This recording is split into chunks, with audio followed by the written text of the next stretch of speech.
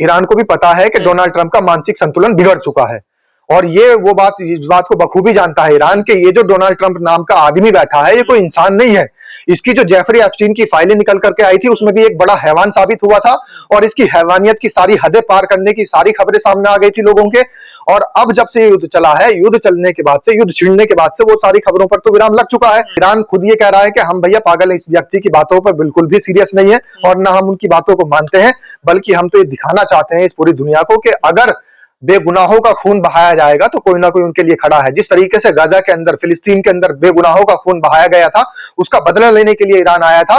तो ईरान बार बार ये कह रहा है कि एक बार को बिल्डिंग स्ट्रक्चर दोबारा बन सकते हैं, एक बार को स्कूल दोबारा बन सकते हैं, एक बार को सिटीज दोबारा बन सकती है, लेकिन ये मौका दोबारा नहीं मिल सकता। जो मौका मिला है ईरान को, वो मौका ईरान नहीं छोड़ना चाहता है।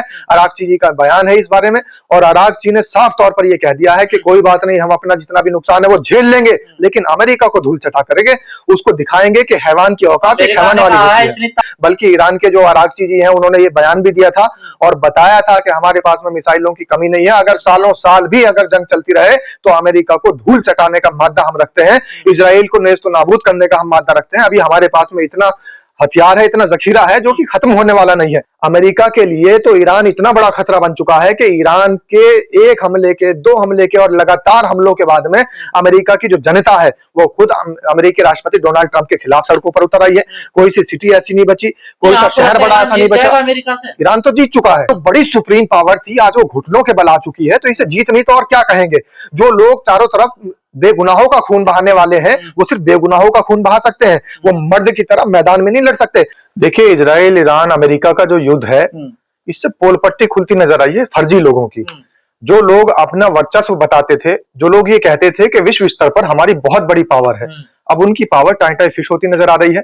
आप देखिए कि जो नेतन्याहू, बेंजामिन नेतन्याहू, जो ये कहते थे कि हमारे पास में एक ऐसी सीक्रेट और खुफिया टीम है जो कि किसी भी देश की जासूसी करके उसके तमाम अंदर की खबरों को निकाल करके हमें पहुंचाती है, लेकिन अब वो मोसाद के एजेंट कहां चले गए। और खुद मोसाद को अपने आप चलाने वाले जो व्यक्ति हैं, बेंजामिन नेतन्याहू, वो खुद गायब है, उनका खुद आता पता नहीं है। और जिनके भरोसे ये जंग लड़ रहे थे, अमेरिकी राष्ट्रपति डोनाल्ड ट्रंप, अमेरिकी राष्ट्रपति डोनाल्ड ट्रंप का बुरा हाल है। उनके जो बयान है, आप उनसे देख रहे होंगे, अंदाजा लगा रहे होंगे कि किस तरीके से उनकी मजाक बन रही है, उपहास का पात्र वो बने हुए हैं। कभी वो कुछ बोल देते हैं। एक बार उन्होंने बोल दिया था कि देखिए, हमने ईरान के जितने भी एटॉमिक उसके साइट्स थी, उनको हमने उड़ा दिया, ध्वस्त कर दिया, अब उनके पास में कुछ नहीं बचा है। फिर उसके बाद में हमला क्यों हुआ? एक बार फिर वो ये कहते नजर आए कि अब हमने ईरान का काम तमाम कर दिया है, अब कल से जंग बंद, लेकिन फिर भी अभी जंग जारी है। और काम तमाम तो मुझे लग रहा है कि अमेरिका का हो चुका है। तो अमेरिका ने गलत पंगा ले लिया ईरान से। बिल्कुल, और वो बिल्कुल इस तरीके की बातें मान भी रहे हैं। वो ये कह रहे हैं कि हमें अंदाजा नहीं था कि इस तरीके से ईरान हमलावर रहेगा। उनको ये पता था कि हमलावर होने के बाद में लगभग मुश्किल से 10-15 दिन में कहानी खत्म हो जाएगी। ये बात उन्होंने कही भी थी, बयान दिया भी था इस तरीके का कि 10-15 दिन और चलेगी जंग, उसके बाद में ईरान का सारा काम खत्म हो जाएगा। लेकिन अब तो अमेरिका का काम खत्म होता नजर आ रहा है। और सबसे बड़ी दिक्कत यह है कि हमारे देश को भी इसका खामियाजा भुगतना पड़ रहा है। जिस तरीके से ईरान, अमेरिका, इजराइल तो जंग में कूदे हुए हैं, लेकिन भारत के अंदर जो स्थिति पैदा हो गई है वो बड़ी सोचनीय है और बड़ी दयनीय स्थिति है। क्योंकि हमारे देश के अंदर, हमारी सरहद में आकर के, हमारी सीमा में घुसकर अमेरिका हमला कर जाता है। हमारे देश के लोग कोई सुध नहीं लेते और बयान तक का नहीं आता। विदेश नीति फ्लॉप हो चुकी है।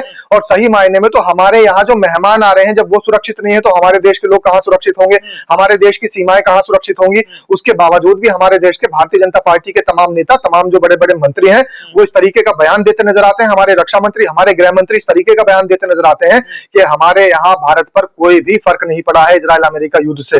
लेकिन आम जनता क्या कह रही है? तमाम सोशल मीडिया के प्लेटफॉर्म से किस तरीके की रील्स वायरल हो रही हैं, किस तरीके से त्राहिमाम मचा हुआ है, चारों तरफ हाहाकार मचा हुआ है, लोगों के घरों में गैस नहीं पहुंच रही है। और सबसे बड़ी बात आप ये देखिए कि ईरान की तरफ से सिंपैथी पूर्वक वहां से जो जहाज भेजे जा रहे थे, जो तेल, डीजल और गैस के वहां पर जहाज भेजे गए थे, वो भी भारत देश ले नहीं पा रहा है। जो अभी एक जहाज आया था, उसकी बड़ी चर्चा चल रही है मीडिया जगत में, सोशल मीडिया प्लेटफॉर्म्स पर, सब जगह वो चर्चा का विषय बना हुआ है कि ईरान ने तो भारत की तरफ भेजा था जहाज, लेकिन यहाँ पर ये उसे रिसीव नहीं कर पाए, वो चीन की तरफ उसका रुख मोड़ दिया रेट को गया। लेकर गड़बड़ हो गई। रेट को लेकर के क्या, क्यों आपने पहले तय नहीं किया? यही तो हमारी विदेश नीति फेलियर है। हमारी विदेश नीति फेलियर का सबसे बड़ा जो है एग्जांपल यही है कि आप किसी से अगर कोई सामान खरीदते हैं, गोभी मूली अगर आप लेने जाते हैं, आलू प्याज लेने जाते हैं, तब भी मोल भाव होता है। और आप देश की इतनी कीमती चीज दूसरे देशों से खरीद रहे हैं तो आपने मोल भाव नहीं किया, आपने रेट तय नहीं किए, और वैसे ही जहाज यहां से यहाँ के लिए आने लगा और उसके बाद में चाइना चला गया। तो क्या रेट चाइना हमसे ज्यादा मजबूत है? जो चाइना उनके मुंह मांगे रेट दे रहा है, भारत लेने में अक्सर सक्षम है। सुपर पावर अमेरिका के पास जो फाइटर थे, सबसे हाई क्वालिटी के फाइटर, उनको भी ईरान गिरा रहा है मार मार। देखिए जो फाइटर ईरान के थे, पीछे है, क्या है वजह? एक बड़ी खबर मैं आपको बता दूं, जो फाइटर थे वो तो मार गिराए जा रहे हैं। अमेरिका के मिसाइलों का जो भंडार था वो बिल्कुल खत्म हो चुका है, बहुत बड़ी कमी आ चुकी है। अमेरिका अब ये देख रहा है कि इतनी मिसाइल्स कहां से लेकर के आए, और जो ईरान की मिसाइल सिस्टम है वो लगातार बढ़ती जा रही है। जितनी वो खपत उनकी थी उससे दोगुनी उनकी मैन्युफैक्चरिंग होती चली जा रही है। बल्कि ईरान के जो अरागची जी हैं उन्होंने ये बयान भी दिया था और बताया था कि हमारे पास में मिसाइलों की कमी नहीं है, अगर सालों साल भी अगर जंग चलती रहे तो अमेरिका को धूल चटाने का मादा हम रखते हैं, इजराइल को नेस्त नाबूद करने का हम मादा रखते हैं। अभी हमारे पास में इतना हथियार है, इतना जखीरा है जो कि खत्म होने वाला नहीं है। और इस तरीके से ये सुनने के बाद अमेरिकी राष्ट्रपति डोनाल्ड ट्रंप के क्या हाल है आप देखिए कि मिसाइल्स की कमी की खबर सामने आ रही है।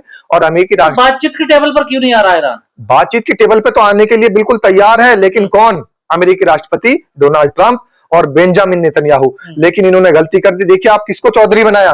चौधरी उस व्यक्ति को, उस देश को बनाया जिसकी खुद की कोई औकात नहीं है। उस देश को चौधरी बना करके बैठे हैं जिसकी अपनी विश्व स्तर पर आतंकवादी की छवि है। उस देश को ये बना करके बैठे हैं अगुवाई करने के लिए, जिस देश को कहीं किसी संगठनों में लेने के लिए भी जुस्तजू करनी पड़ती थी।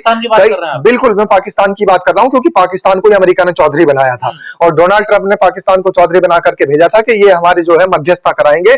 लेकिन वो देश कहां से मध्यस्थता करा देगा जिसकी मध्यस्थता खुद अमेरिकी राष्ट्रपति करते नजर आए थे? पहले तो मध्यस्थता कराने के लिए अमेरिकी राष्ट्रपति खुद कई बार बोल चुके हैं, सैकड़ों बार बोल चुके हैं। जब हमारे देश की और पाकिस्तान का युद्ध हुआ था और अभी ऑपरेशन सिंदूर भी चला था, उस बीच में डोनाल्ड ट्रंप के कई बयान आए थे कि युद्ध मैंने रुकवाया है, वॉर मैंने रुकवाई है, और तमाम चर्चा बनी थी कि भाई डोनाल्ड ट्रंप ने वॉर रुकवाई है। सैकड़ों इस तरीके की बातें सैकड़ों बार दोहराया गया है कि वॉर मैंने रुकवाई है। तो जो दूसरे देशों की वॉर रुकवा सकता है, फिर वो उसी देश से आप गुहार लगा रहेगा भाई हमारी वॉर रुकवा दीजिए। तो आप देख सकते हैं कि अमेरिका का क्या हाल हुआ पड़ा है। डोनाल्ड ट्रंप बार-बार टाइम दे रहे हैं, आज 48 घंटे का, 10 दिन का, 5 दिन का। ईरान क्यों नहीं बातचीत करने के लिए तैयार है? ईरान चाहता क्या आखिर? ईरान को भी पता है कि डोनाल्ड ट्रंप का मानसिक संतुलन बिगड़ चुका है, और ये वो बात, इस बात को बखूबी जानता है ईरान के ये जो डोनाल्ड ट्रंप नाम का आदमी बैठा है ये कोई इंसान नहीं है। इसकी जो जेफरी एप्स्टीन की फाइलें निकल करके आई थी उसमें भी एक बड़ा हैवान साबित हुआ था, और इसकी हैवानियत की सारी हदें पार करने की सारी खबरें सामने आ गई थी लोगों के। और अब जब से युद्ध चला है, युद्ध चलने के बाद से, युद्ध छिड़ने के बाद से वो सारी खबरों पर तो विराम लग चुका है। लेकिन इनकी जो बयानबाजियां हैं, इनके जो उल्टे सीधे वक्तव्य हैं, इनसे भी साफ जाहिर हो रहा है कि अभी इस वक्त में डोनाल्ड ट्रंप का मानसिक संतुलन बिल्कुल ठीक नहीं है। और सही बात तो यह है कि डोनाल्ड ट्रंप को युद्ध में ना हिस्सा लेकर के किसी पागल खाने में भर्ती कर देना चाहिए। जब इनकी मानसिक स्थिति सही हो जाए उसके बाद आकर के इनको बात करनी चाहिए कि भाई अब हम बात करने के लिए तैयार हैं। का समय दिया है ईरान को, देखिए ये कुछ भी बोल सकते हैं। एक पागल व्यक्ति की स्थिति जो होती है वो कुछ भी बोल सकता है। तो ईरान खुद ये कह रहा है कि हम भैया पागल इस व्यक्ति की बातों पर बिल्कुल भी सीरियस नहीं है और ना हम उनकी बातों को मानते हैं, बल्कि हम तो ये दिखाना चाहते हैं इस पूरी दुनिया को कि अगर बेगुनाहों का खून बहाया जाएगा तो कोई ना कोई उनके लिए खड़ा है। जिस तरीके से गाजा के अंदर, फिलिस्तीन के अंदर बेगुनाहों का खून बहाया गया था, उसका बदला लेने के लिए ईरान आया था। तो ईरान बार बार ये कह रहा है कि एक बार को बिल्डिंग स्ट्रक्चर दोबारा बन सकते हैं, एक बार को स्कूल दोबारा बन सकते हैं, एक बार को सिटीज दोबारा बन सकती है, लेकिन ये मौका दोबारा नहीं मिल सकता। जो मौका मिला है ईरान को, वो मौका ईरान नहीं छोड़ना चाहता है।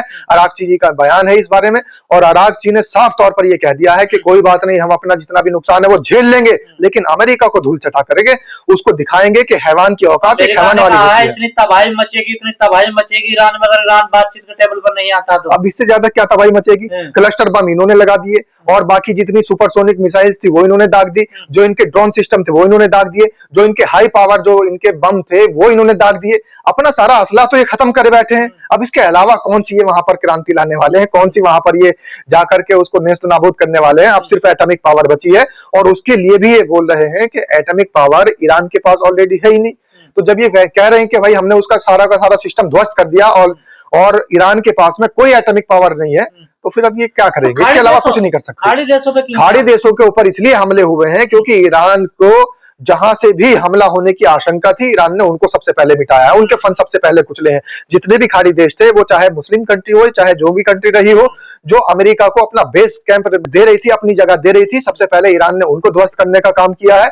और सबसे बड़ी बात यह है कि अमेरिका की मिसाइल ईरान तक नहीं पहुंच पा रही थी, खाड़ी देशों के जरिए पहुंच रही थी, लेकिन ईरान के पास ऐसी मिसाइल्स है डायरेक्टली भी अमेरिका के ऊपर पहुंच रही है, डायरेक्टली भी इजराइल में पहुंच रही है। आप देखिए तेल अवीव का क्या हाल हुआ है, आप देखिए इजराइल की तमाम ऐसी सिटी, तमाम ऐसी जो है वहां की, चाहे राजधानी की बात कर लें, कैपिटल की बात कर लें, ध्वस्तीकरण हो चुका है। लेकिन इन सब के बीच में एक बात बड़ी कॉमन सी आपको मैं बता रहा हूं कि ईरान के जितने हमले हुए हैं, बेगुनाहों का खून नहीं बहाया गया, स्कूलों पर हमले नहीं हुए, हॉस्पिटल पर हमले नहीं हुए, अस्पतालों को नेस्तनाबूद नहीं किया गया और तमाम शैक्षणिक संस्थानों को बिस्मार नहीं किया गया। लेकिन आप उधर ही उसके उलट देखिए कि इजराइल और अमेरिका बेगुनाहों का खून बनाने में नंबर 1 है, बहाने में नंबर 1 रहा है, स्कूलों को खत्म करने में नंबर 1 रहा है और तमाम छोटे छोटे मासूम बच्चों को मौत के घाट उतारने में, उनकी नृशंस हत्या करने में कह रहे हैं कि ईरान की जनता है वो बहुत बहादुर है, हम उनके साथ हैं।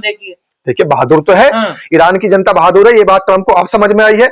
ये बात अगर पहले समझ में आ जाती तो ये युद्ध नहीं होता, फिर ये इजराइल के चक्कर में आकर के इतना बड़ा कदम नहीं उठाते। तानाशाह का अंत करना जरूरी था ना, हम नहीं। तानाशाह का अंत ये क्या है? ये इजराइल ने इनको बहकाया है। इजराइल ने पहले क्या किया कि अपने जो मोसाद के एजेंट थे, तमाम महिलाएं थी और तमाम पुरुष थे जो मोसाद के एजेंट थे, वो जाकर के ईरान में पहले प्लांट कर दिए और ईरान में वो सुप्रीम लीडर आयतुल्लाह खामनेई के खिलाफ में प्रोटेस्ट करते थे और अमेरिका को वो वाली खबरें, वो वाली सारी वीडियोस उठा करके भेज देते थे कि देखिए जैसे इराक में आपने किया, जैसे लीबिया में आपने किया, जैसे वेनेजुएला में आपने किया, आपके पास मौका है, आप ईरान में भी ऐसा ही कर सकते हैं, यहां पर भी तख्ता पलट हो सकता है। यहाँ का जो सुप्रीम लीडर है, जनता उससे बिल्कुल नाखुश है, जनता उसके खिलाफ प्रोटेस्ट कर रही है। लेकिन अमेरिका को क्या पता था कि इजराइल के ही खुद के मोसाद के एजेंट हैं, जो कि वहां पर महिलाएं कह रही हैं कि भाई बुर्का बैन नहीं होना चाहिए, हम आयतुल्लाह खामनेई के खिलाफ हैं। जो लोग उतर रहे थे सड़कों पर, वो जो बार बार वीडियो सामने आ रही थी, वो सारे के सारे इजराइल के भेजे हुए पिट्ठू थे, इजराइल के मोसाद के एजेंट थे। अमेरिका को इन्होंने बहका करके, फुसला करके अमेरिका का बेवकूफ बना दिया और आज डोनाल्ड ट्रंप पागल बन चुके हैं, इसके अलावा और कुछ भी नहीं है। कह रहे हैं अमेरिका के लिए बड़ा खतरा बन सकता था ईरान, देखिए बन सकता था नहीं, बन चुका है।